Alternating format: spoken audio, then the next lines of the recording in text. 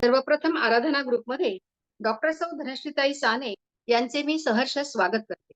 ताई, आपणास दंडवत प्रणाम. धनश्रीताई या एक उत्तम लेखिका आहेत. विभावरी शिरूरकर यांच्या कळ्यांचे निश्वास या कथासंग्रहावर एम.फिल या पदासाठी प्रबंधिका त्यांनी मुंबई विद्यापीठात सादर केली.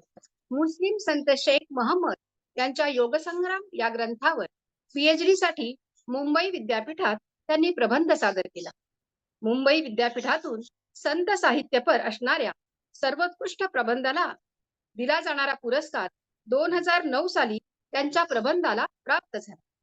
डोंबिवली येथील के.बी. पेंढारकर महाविद्यालयात काही वर्ष प्राध्यापक म्हणून त्यांनी अध्यापनाचे काम केले. मुंबई विद्यापीठ व काही महाविद्यालयांमध्ये एम.ए. मराठी या विषयासाठी अनेक वर्ष त्यांनी अध्यापन केले.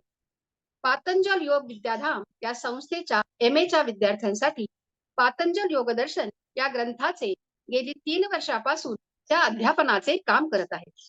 याचबरोबर त्यांच्या 2 कविता संग्रहांना व एका ललित लेखन संग्रहाला प्रस्तावना, दिव्यत्वाची प्रचिती, सौ लीला भट्टे यांच्या आत्मचरित्रपर पुस्तकाचे संपादन, तसेच त्यांनी संत साहित्य, संत कवयित्री, संत साहित्यपर चरित्रे, आत्मचरित्रे, कथा यासारख्या विविध विषयांवर अनेक ठिकाणी व्याख्याने दिली आहेत. महाराष्ट्र साहित्य परिषद पुणे आणि डोंबिवली शाखेमध्ये काही वर्ष कार्यवाह पदावर त्यांनी काम केले. तसेच ब्राह्मण सभेतर्फे दिला जाणारा कर्तृत्ववान महिला पुरस्कार याबरोबरच अनेक संस्थांतर्फे त्यांना सन्मानित करण्यात आले. इतक्यातच त्यांच्या पातंजल योगदर्शन निरंतर साधना या अभ्यासपूर्ण पुस्तकाचे सुप्रसिद्ध लेखिका डॉक्टर अरुणा ढेरे तसेच स्वामीजी गोविंद देवगिरी महाराज यांच्या शुभहस्ते प्रकाशन झाले. ताई, तुमचे मनपूर्वक अभिनंदन. अध्यापक, प्राध्यापक, लेखक, कवी आणि एक उत्तम वक्ता अशा बहुआयामी व्यक्तिमत्व असलेल्या धनश्रीताईंची ओळख करून देण्याची सेवा मला दिली त्याबद्दल ऋताताईंना आणि तुम्हा सर्वांना मनपूर्वक धन्यवाद. ताई नमस्कार, आपलं स्वागत आहे. आपण आपलं विवेचन सुरू करावं आपल्याला विनंती करते. थँक्यू ताई. नमस्कार. या आराधना ग्रुपवरती ऋताताईंनी मला बोलण्याची संधी दिली आणि एक चांगला वेगळा विषय मांडायला सांगितला, याबद्दल मी ऋताताईंची मनपूर्वक आभारी आहे. आणखीन एक महत्वाचं सांगायचं की ह्या ग्रुपवरती मी आहे, पण ऍक्टिव्ह नसले तरी सगळ्यांची व्याख्यानं मी ऐकते आणि त्यामध्ये ऐकून सहभाग व्यक्त करत असते. आता ह्या ठिकाणी आज मला ज्या विषयावर बोलण्यासाठी सांगितलं आहे त्यामध्ये मी सर्वात पहिल्यांदा एक स्पष्ट उलगडा करते की आजचा आपला विषय जो आहे ना, तो विषय आहे तुकाराम शिष्या योगिनी बहिणाबाई. आणि बऱ्याचदा बहिणाबाई या शब्दामुळे बहिणाबाई चौधरी आणि संत बहिणाबाई या 2 मध्ये जरा लोकांची गफलत होते.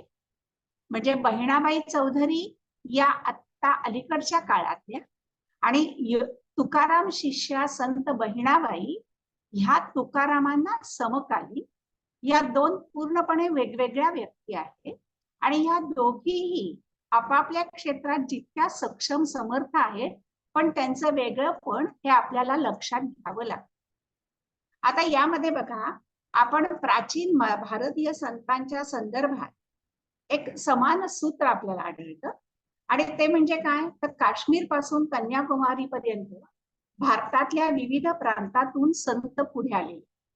म्हणजे बंगाल, गुजरात, हिंदी, कानडी, तामिळ, तेलुगू अशा नानाविध भाषा भगिनींनी आपलं संत साहित्य संपन्न केले आणि त्यामध्ये 4ही वर्ण, जाती जमातीतून अनेक संतांची मांदियाळी उभी राहिलेली आहे.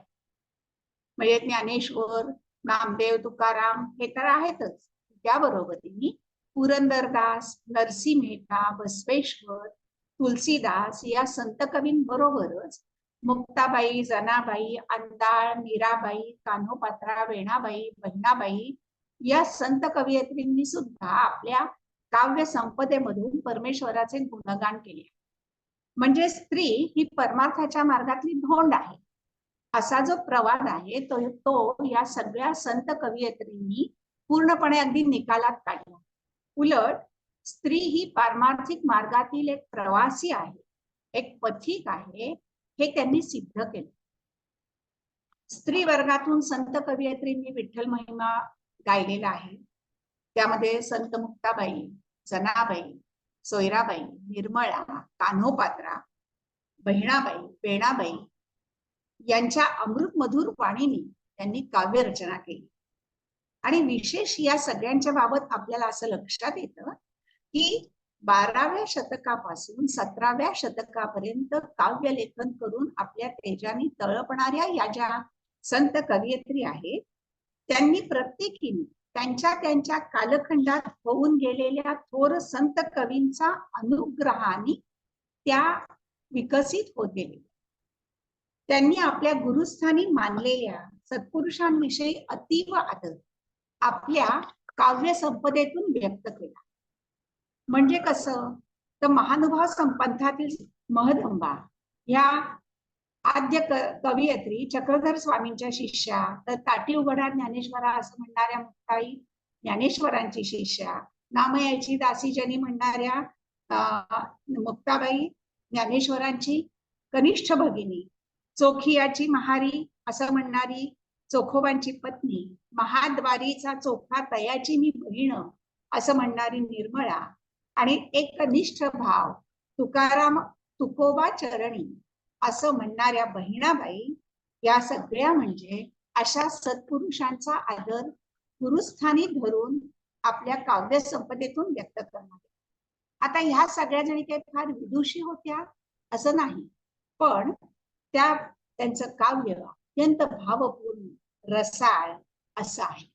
आणि अशा ह्या संत कवयित्रींचं जे महत्वाचं योगदान आहे, त्या योगदानामध्ये त्या श्रेष्ठ मांदियाळीमध्ये संत कवयित्री म्हणून तुकारामांच्या शिष्या म्हटल्या जाणाऱ्या बहिणाबाई यांचा आपण इथे थोडासा त्यांचं चरित्र, त्यांचं वाङ्मय, त्यात असणारे विविध विषय यांचा आपण थोडक्यात परिचय करून घेण्याचा प्रयत्न.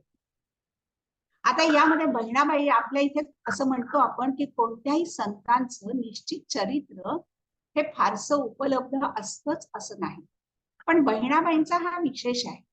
आणि ह्या बहिणाबाई ज्या आहेत त्यांनी त्यांच्या 78 अभंगांमध्ये आपले जीवन चरित्र लिहून ठेवल्या कारणाने आज इतक्या वर्षांनंतरही आपल्याला त्यांचं जीवन चरित्र त्यांच्या समकालीन असणाऱ्या संतांच्या संदर्भात सहजगत्या आपल्याला समजू शकतो. आता यामध्ये बहिणाबाईंचा काळ हा शके 1550 ते 1622 असा सांगितलं.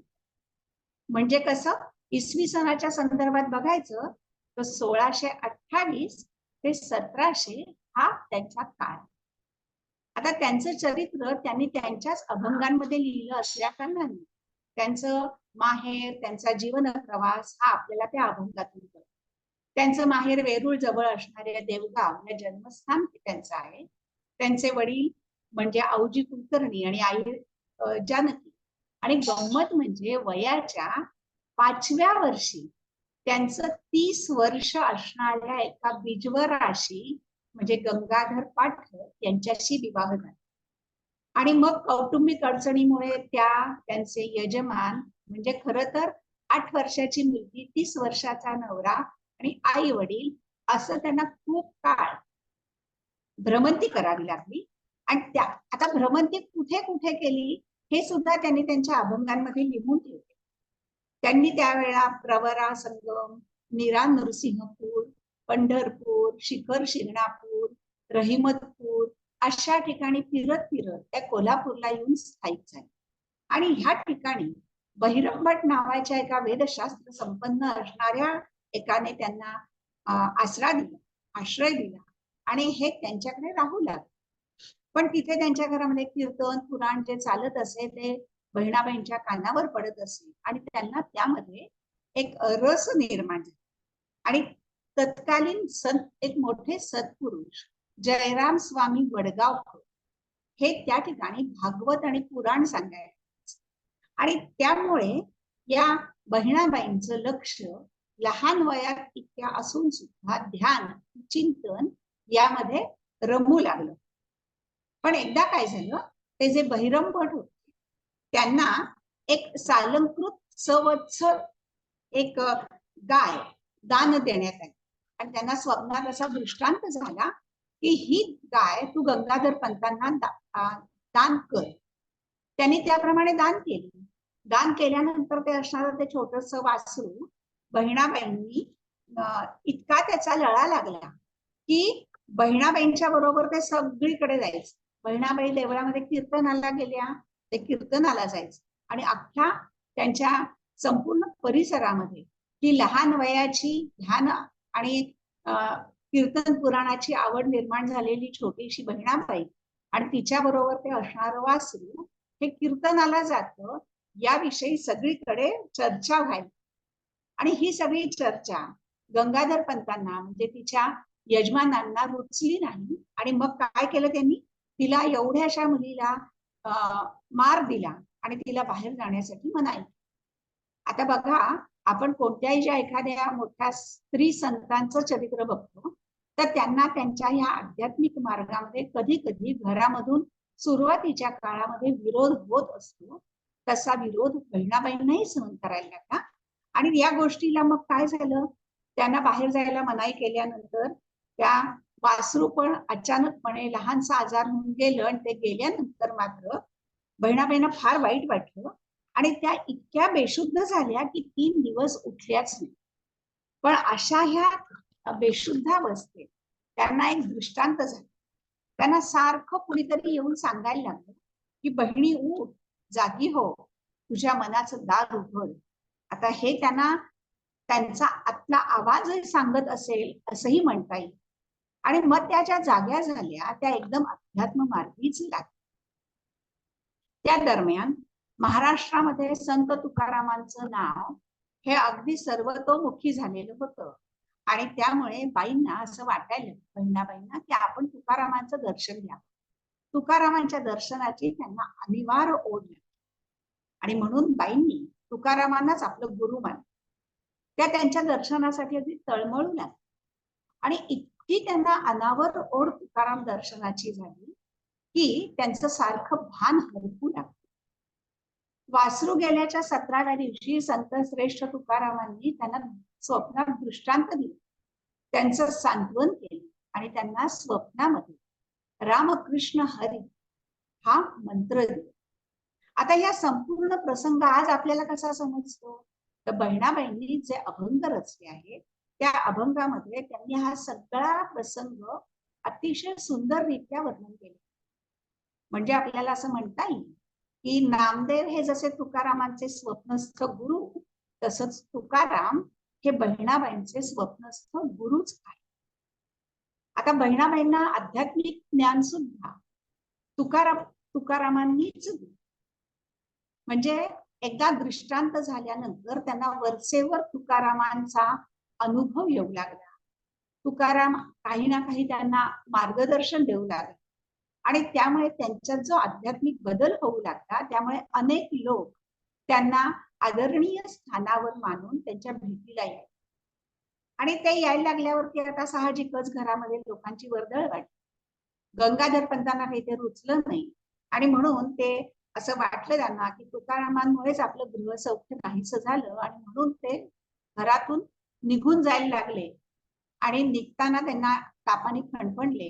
बहिणाबाईंनी त्यांची सेवा केली आणि मग ह्या प्रसंगानंतर गंगाधर पंतांना उपरती झाली आणि त्यांना असं लक्षात आलं की आपली पत्नी ही खरी हरिभक्त आहे, खरी विठोबा भक्त आहे, तुकाराम शिष्य आहे आणि म्हणून त्यांनी आपलाही पुढचा काळ आपल्या पत्नीच्या बरोबरीने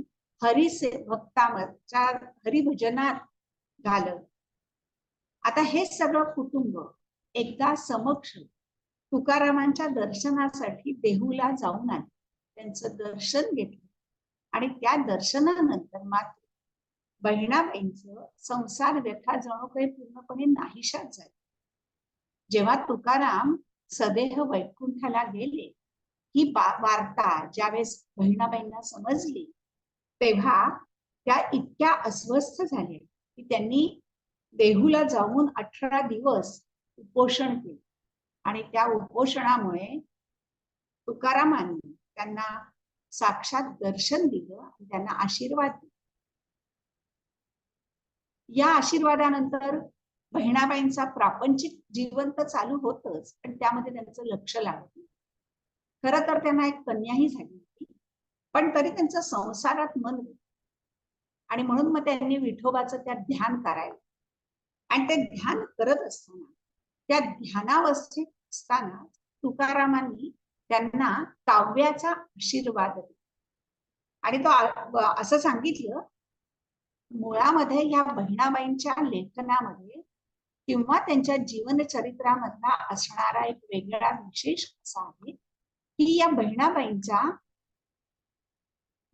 मागचे पूर्व जन्म त्यांनी आपल्या अभंगामध्ये सांगितलेले.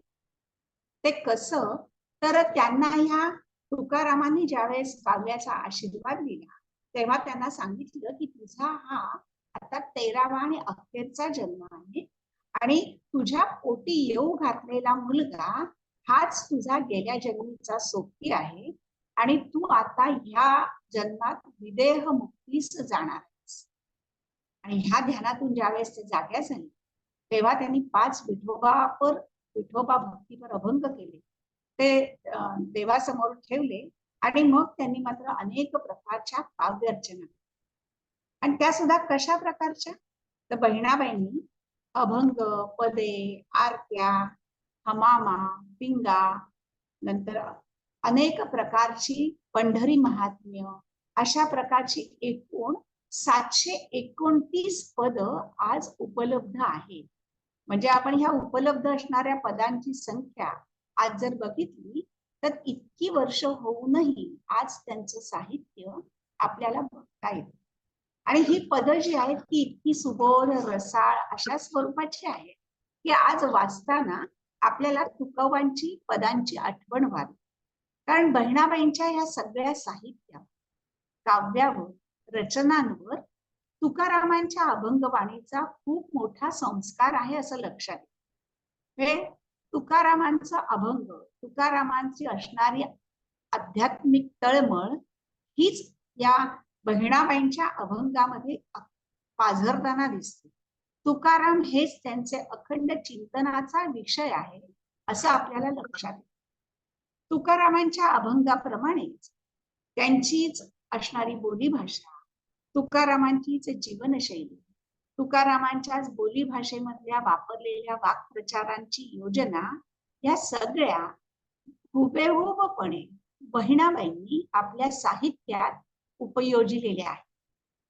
म्हणजे खर तर बहिणाबाई या 17व्या शतकात आणि जनाबाई ह्या 12व्या शतकात, पण तरी जनाबाईंनी आपल्या अभंगामध्ये स्त्री जन्म म्हणून व्हावे न उदास, अशी त्यांची जी एक स्त्री जन्माकडे बघण्याची दृष्टी होती, त्यापेक्षा परंपरावादी दृष्टी पुढच्या काही वर्षानंतर त्या काळात जन्माला येऊन सुद्धा बहिणाबाईंच्या काव्यामध्ये दिसते. म्हणजे बहिणाबाईंनी स्त्रीपण, त्यानुसार प्राप्त होणारे विधी निषेध रूप आणि लौकिक जीवन हे आपल्या आध्यात्मिक मार्गात कसं अडसर आहे अशी खंत त्यांनी आपल्या अभंगातून व्यक्त केली. म्हणजे त्यांना बहिणाबाईंना लौकिक जीवनामधले सगळे परंपरा, नियम सांभाळून आध्यात्मिक जीवन जगावं लागत असल्या कारणाने त्यांनी जीवनामध्ये सतत केलेली तडजोड त्यांच्या अभंगातून त्यांनी व्यक्त केली.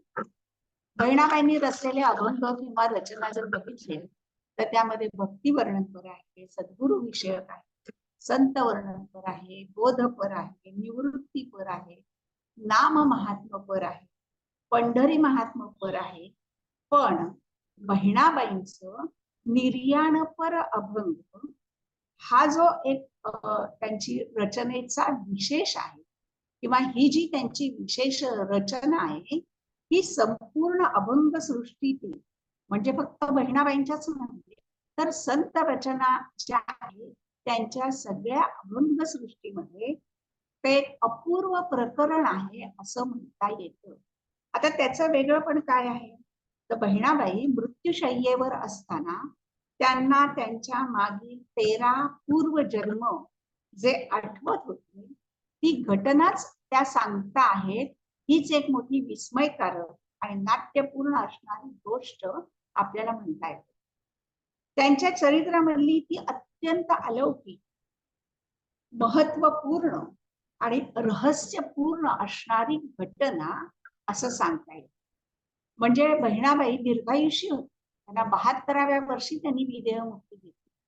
आपला देह समर्पण करण्याची वेळ आली आहे हे लक्षात आल्यानंतर त्यांनी आपल्या मुलाला पत्र पाठवून बोलवून घेतले आणि त्याला आपल्या उशाशी बसवून त्याला जे आपले पूर्वजन्म सांगितले हे फार अद्भुत अशी त्यांची रचना आहे असं म्हणता येईल. म्हणजे 12 पूर्वजन्मांच्या स्मृती म्हणजे बहिणाबाईंना मृत्यूपूर्वी होणारे भास होते असं आपल्याला अजिबात म्हणता येत नाही, कारण त्यांनी त्या पूर्वजन्माचे सगळे तपशील सविस्तर सांगितले आणि त्यापैकी म्हणजे पहिला, दुसरा, तिसरा, 8वा, 11वा, 12वा हे सगळे जन्म कुठे मिळाले, कधी मिळाले, कोण कोण होते, कुठच्या गावात जन्म मिळाले हे सगळं सविस्तर सांगून आपल्या वर्तमान काळामध्ये असणाऱ्या काही नातेवाईकांचा गेल्या जन्मामध्ये काय ऋणानुबंध होता हेही त्यांनी विस्तृतपणे सांगितलेलं आहे. आणि म्हणून त्यांचे हे जे निर्याणपर अभंग आहेत हे विशेष मानले जातात. आणि म्हणजे त्यांनी 12च जन्मपूर्वीचे सांगितलं तरी सुद्धा त्यांना इतरही मागचे पूर्वजन्म आठवत असतील असं म्हणायला खूप वाव आहे, कारण त्यांनी त्यांच्या रचनेमध्ये असं म्हटलेलं आहे की मला आता मुक्तीची ओढ असल्या कारणाने मी मागच्या बाजूला आता वळत नाही आणि त्याविषयी सांगत नाही, पण हा जो आहे हा माझा 13वा जन्म मला अर्थपूर्ण करायचा आहे की जो तुकारामाने त्यांचा अर्थ पूर्ण केलेला आहे. आणि म्हणून या अर्थपूर्ण जीवनामध्ये त्यांनी आपल्या ह्या 13व्या जन्मामध्ये मृत्यूनंतरच्या आपल्याच उत्तर क्रियांचं, मृत्यू क्षणी त्या 5 योगांचं जे त्यांनी वर्णन वाचलं आहे त्यावरून आपल्याला त्यांच्या योगाधिकाराची म्हणजे योगाच्या अधिकाराची कल्पना येऊ शकते. म्हणजे त्यांना त्या खऱ्या अर्थाने योगिनी होती. म्हणजे तुकाराम महाराजांनी बहिणाबाईंच्या साधकावस्थेची सांगता गुरु असल्यामुळे सहजगत्या केली आणि त्यांना ह्या 13व्या जन्मात त्यांनी विदेह मुक्ती मिळवली. विदेह मुक्ती सुद्धा कशाला म्हणतात ते मधूनच सांगितलं आहे. म्हणजे बहिणाबाई ह्या काही अडाणी अशिक्षित अशा साधक नव्हत्या. त्यांना ज्ञान, कर्म, उपासना म्हणजे काय हे माहित होते आणि म्हणून त्या पूर्णपणे योगी सुद्धा होत्या असं आपल्याला त्यांच्या रचनांमुळे म्हणतात. त्यांना अधिकार त्यांच्या ह्या निर्याणपर अभंगांमुळे आला असं आपल्याला नक्कीपणे सांगता येईल. त्यांनी मागे जन्मांचं जे वर्णन केलं आहे ते म्हणजे योगी प्रत्यक्ष या प्रकारचे आहे. म्हणजे कसं सर्वसामान्य माणसांना जे दिसते तर डोळ्या या ज्ञानेंद्रिय, पण जाणकारांना काय दिसतं डोळ्यासमोर जे घडतं ते, याशिवाय बुद्धीच्या प्रतिभेच्या साह्याने जे होतं ते प्रातिभत ज्ञानाने. पण योगी जे असतात त्यांना ज्ञान आणि योग या दोन्हीच्या साह्याने असणारा जो एक वेगळं ज्ञान होतं ते ज्ञान म्हणजे योगी प्रत्यक्ष ज्ञान ते बहिणाबाईंना निश्चितपणे अवगत होतं आणि म्हणूनच त्या खऱ्या अर्थाने योगिनी आहेत असं त्यांच्या रचनांवरून सांगतात. आणखी त्यांचा एक विशेष की त्यांनी ब्रह्मसूचिको निषद हे एक रचना, त्या रचण्यामध्ये त्यांनी ब्राह्मण कोणाला म्हणावे, कोण म्हणजे ब्राह्मण की जो जन्माला येऊन ब्राह्मण कुळात जन्माला येतो तोच ब्राह्मण नव्हे, तो आपल्या कर्माने आपल्या कृतीने तो ब्राह्मण होतो असा त्यांनी त्या ब्रह्मसूचिको निषदामध्ये उल्लेख केले. इतका अधिकार त्यांना त्या ठिकाणी प्राप्त झाला. आता अशा असणाऱ्या ह्या ज्या बहिणाबाई, या बहिणाबाईंनी एक प्रसिद्ध अभंग तो तुम्हा सगळ्यांना म्हणजे सर्वसाधारण सगळ्यांनाच परिचित असणार आहे. तो खर तर त्या अभंगाचा मी शेवट करून मी थांबणार आहे, पण ह्या बहिणाबाईंचा असणारा काव्य प्रवास, त्यांचा असणारा जीवन प्रवास, त्यांची असणारी एकूणच साहित्य संपदा, ह्या सगळ्याविषयी खरं तर खूप विस्तृत असा आपल्याला विचार करायला खूप अवधी आहे. इतका मोठ्या प्रमाणामध्ये आजही उपलब्ध आहे. आणि ते वाचलं की आपल्याला संत कवयित्रींनी काव्यामध्ये अमोल भर कशी घातली याची जाणीव पुन्हा पुन्हा होत जाते. आणि म्हणून ह्या संत जसं जनाबाईंनी विठू माझा लेकुरवाळा असं म्हणून तत्कालीन संतांचं एकत्रित एक सुंदर चित्र विठोबासह आपल्या समोर उभं केलं. तसंच एक अतिशय उत्तम भागवत संप्रदायाचं एक रूप बहिणाबाईंनी रचलं. आणि ते रूपक म्हणजे सगळ्यांना परिचित असणारा अभंग आहे. संत कृपा झाली इमारत फळा आली, ज्ञानदेवे रचिला पाय, उभारले देवालय, नामा तयाचा किंकर, तेणे रचिले हे आवार, जनार्दन एकनाथ खांब दिला भगवत, तुका झाला से कळस, भजन करा सावकाश, बहिणी म्हणे फडकती ध्वजा, निरूपण केले बोजा.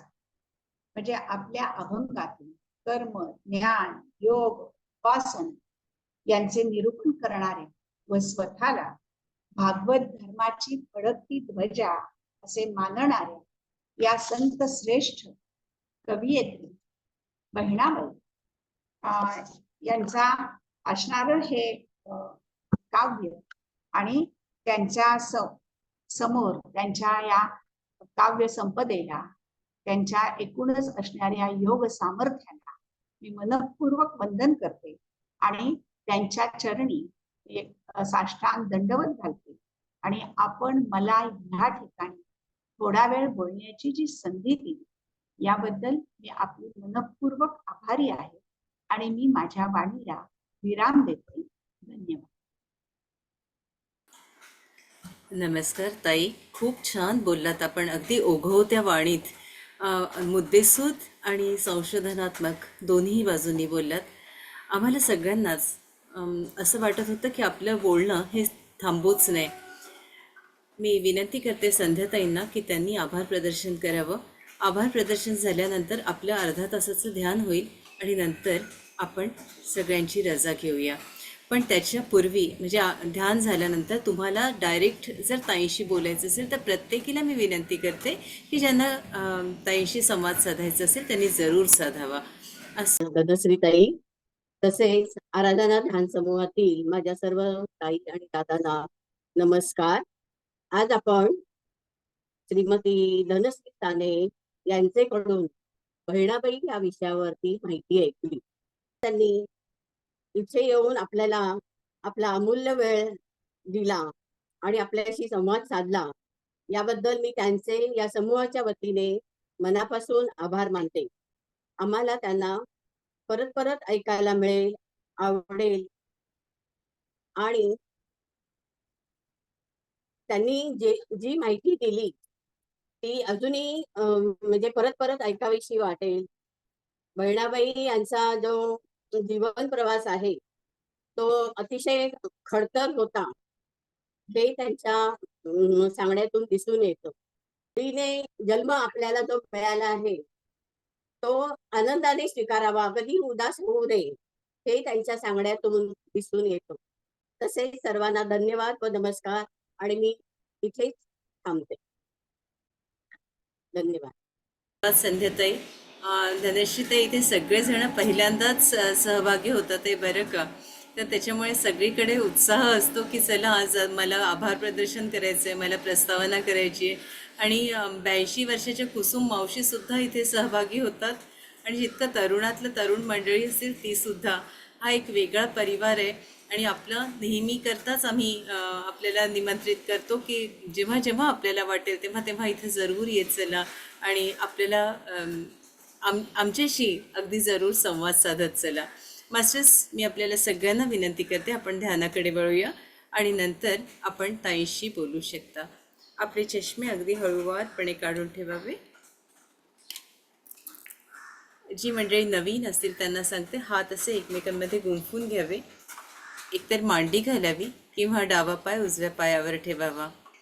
एकदम शांत व्हा मास्टर्स, एकदम शांत. आपण आवाहन करतो आहोत संत बहिणाबाईंना आणि बहिणाबाईंचे गुरु संत तुकाराम महाराजांना.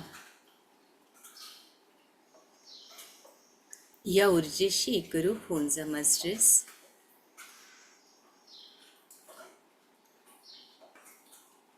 विठ्ठल रुक्मिणीची ऊर्जा आपल्या हृदय तत्वाशी म्हणजेच अनाहत चक्राशी जोडल्या गेली आहे.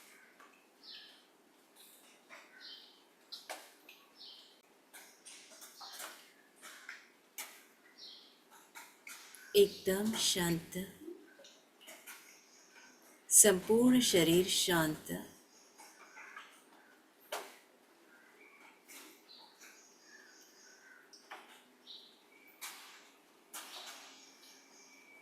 एक दीर्घ श्वास आत आणि या ब्रह्मांडाच्या ऊर्जेशी एकरूप होऊन जा.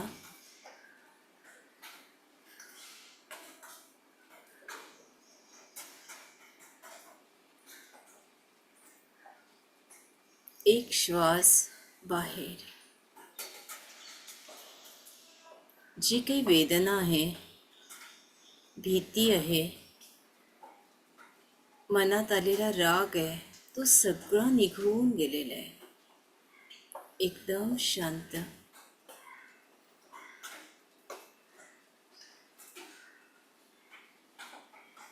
आपलं सगळं आभा मंडळ शांत झालंय, पूर्ण शांत.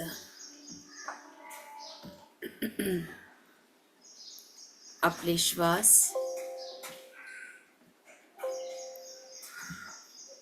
हे विठ्ठलाच्या ऊर्जेशी एकरूप झालेले आहेत. फील करा मास्टर्स. प्रत्येक श्वास, स्पंदन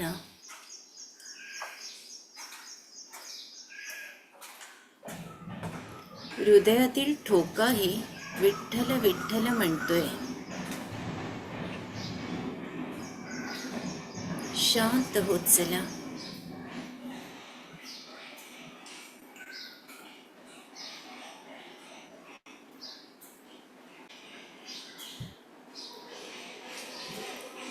विठ्ठलाच्या संपूर्ण ऊर्जेशी आपण एकरूप झालेला आहात. एका सर्कलमध्ये आपण आहात.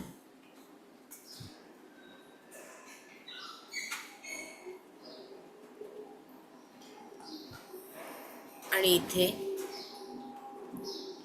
मधोमध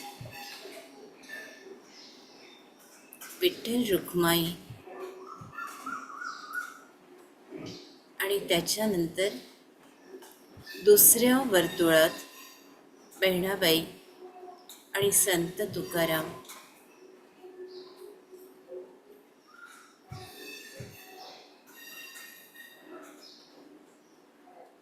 तिसऱ्या वर्तुळात आपण सगळे.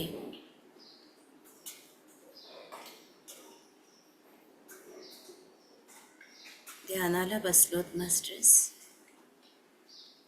आणि सगळी ऊर्जा प्रत्येक श्वासाद्वारे आपल्या शरीरात येते. तसं तसं ही ऊर्जा आपल्याला जाणवते मास्टर्स.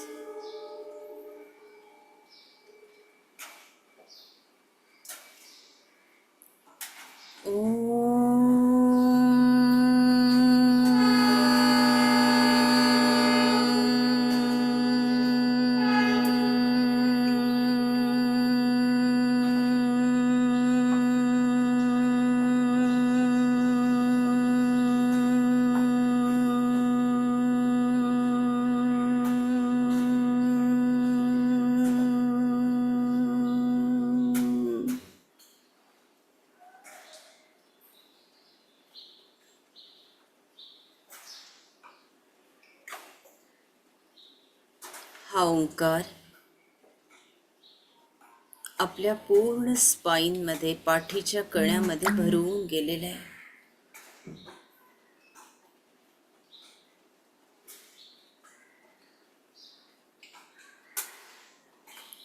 बहिणाबाईंवर त्यांच्या गुरूंची कृपा झाली, तशी गुरुकृपा आपल्यावर होते.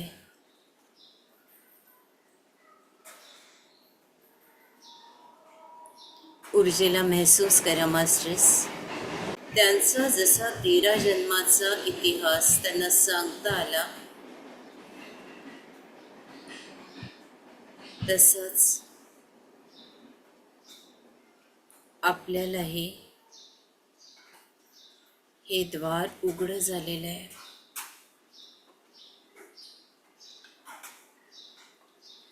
टॅप करा मास्टर्स ऊर्जा. विशुद्ध चक्रात मानेच्या तिथे संपूर्ण लक्ष,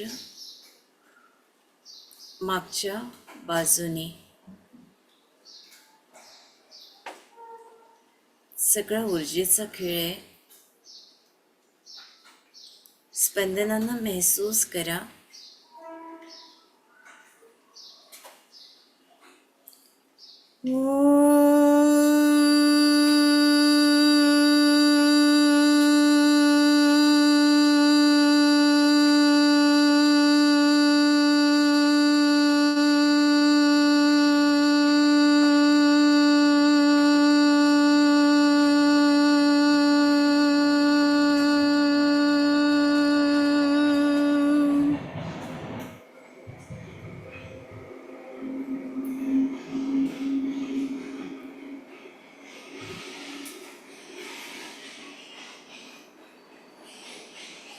अनेक जन्मांचा रेकॉर्ड आपल्या स्पाईनमध्ये असतो.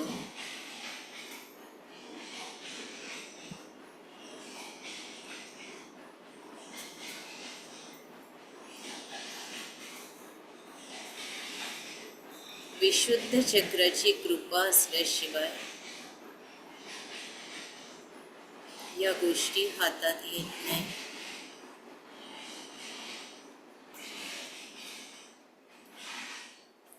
विशुद्ध चक्र म्हणजे वैकुंठ.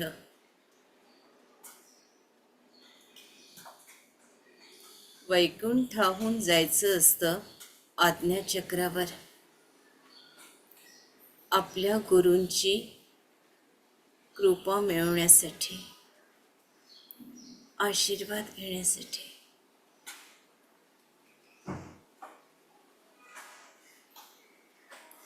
मुझे रास्तों की ज़रूरत नहीं है, मुझे तेरे पैरों के निशान मिल गए हैं.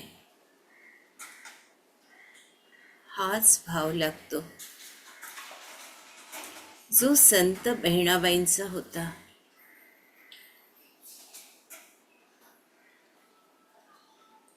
आणि नंतर ब्रह्मरंध्रावर इथे प्रगटला कैलास ही स्थिती येते.